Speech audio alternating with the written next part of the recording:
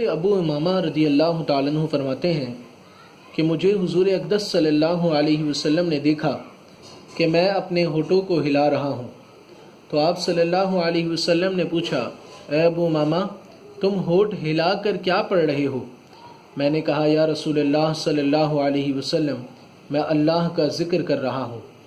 حضور اقدس صلی اللہ علیہ وسلم نے فرمایا، کیا میں تمہیں ایسا ذکر نہ بتاؤں جو تمہارے دن رات کے ذکر سے بھی زیادہ افضل ہے؟ میں نے عرض کیا، یا رسول اللہ صلی اللہ علیہ وسلم، ضرور بتائیں۔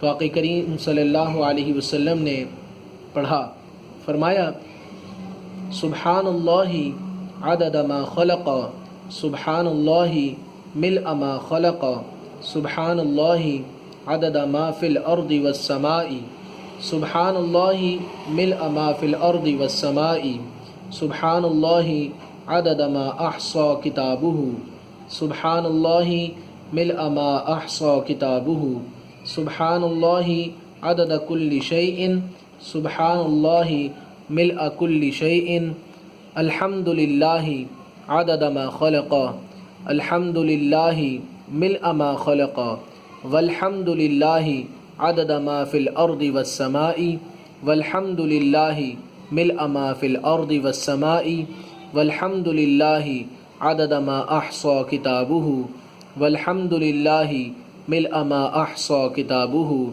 والحمد للہ عدد کل شیء، والحمد للہ کل شیء۔ طبرانی میں یہ مضمون ہے کہ حضور اکرم صلی اللہ علیہ وسلم نے فرمایا، کیا میں تمہیں ایسی زبردست چیز نہ بتاؤں کہ اس کے پڑھنے سے تمہیں اتنا زیادہ ثواب ملے گا کہ اگر تم دن رات عبادت کر کے تھک جاؤ تب بھی اس کے ثواب تک نہ پہنچ سکو گے۔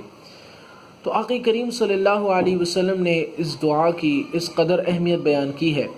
اور طبرانی میں ایک اور روایت بھی ہے کہ حضور صلی اللہ علیہ وسلم نے ارشاد فرمایا کہ ان کلمات کو خود بھی سیکھو اور اپنی اولاد کو بھی سکھاؤ۔